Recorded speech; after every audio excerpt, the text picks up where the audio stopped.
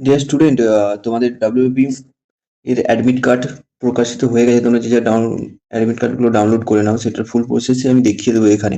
তার আগে আমি দেখিয়ে দিই এই পেজটা অ্যাকচুয়ালি আসবে কিভাবে। আমি প্রথম থেকে একদম দেখিয়ে দিচ্ছি, ঠিক আছে? প্রথমে প্রমে যাবে, প্রমে গিয়ে লিখবে ডাব্লিউবি পিআরবি, লিখলেই রিক্রুটমেন্ট বোর্ড এটা লিখলেও চলে আসবে, ঠিক আছে? Recruitment board. তো এটা প্রথম যে অপশনটা, এটা টাচ করবে। টাচ করার পরে পিআরবি www.government.in এ গেলেও হবে, ঠিক আছে? এখানে তোমাদের একটা অপশন শো করবে, দেখিয়ে দিচ্ছি আমি। অ্যাডমিট কার্ড, অ্যাডমিট কার্ডে টাচ করলেই এখানে সিলেক্ট করবে। সিলেক্ট করার পর তোমাদের যে সামনে যেটা অ্যাডমিট কার্ড ডাউনলোড করবে সেটা অটোমেটিক এখানে শো করবে 2024-এর, ঠিক আছে? কারণ 2024-এর ফর্মটা ফিল আপ করেছিলাম। তো গেট ডিটেলসে যাবে। তারপর ফার্স্ট যে অপশনে click to download admit card for written exam for, এটা, ঠিক আছে? তো এই পেজটাই চলে এলে এখানে কি করতে হবে, এখানে তোমার অ্যাপ্লিকেশন নাম্বারটা দিতে হবে, ঠিক আছে? যে অ্যাপ্লিকেশন নাম্বারটা আছে, আমি আমার নাম্বারটা দিয়ে দিচ্ছি, ঠিক আছে? 3186, ঠিক আছে?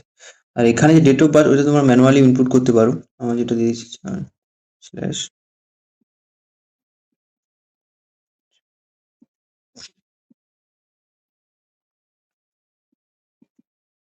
2002, ঠিক আছে? দিয়ে দিলাম। দেওয়ার পরে এরকম ডিটেলস চলে আসবে, ঠিক আছে? যখন সাবমিট করবে তোমরা, অটোমেটিক তোমার নাম কি সব ডিটেলস যাবতীয় সব চলে আসবে, কোন ক্যাটাগরি তুমি পড়ছো। এখানে কি করতে হবে, আধার নাম্বার, তোমার যে আধার নাম্বার আছে সেটা ইনপুট করতে হবে,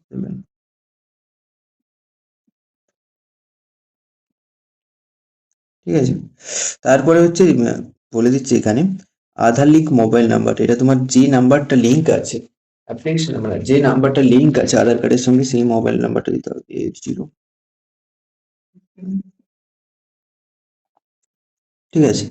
এরপরে কি বলছে যে তুমি কি এটা চেঞ্জ করতে চাও যে আধার কার্ডে এটা সব ঠিক আছে? ওই জন্য অটোমেটিক এটা নিয়ে নেবে, সাবমিট। এরপর দুটো অপশন আসবে, হয় তোমার রেজিস্টার মোবাইল নাম্বার না, যে আধার কার্ডে যে মোবাইল নাম্বারটা দিয়েছো লিঙ্ক করা, ওই নাম্বারে ওটিপি যাবে, না হলে ইমেলে যাবে। ভেরিফাই করলেই তোমাদের এটা ডাউনলোড হয়ে যাবে। Thank you everyone. এরকম ভিডিও পেতে চ্যানেলটাকে সাবস্ক্রাইব করে রাখতে পারো, ঠিক আছে? Thank you.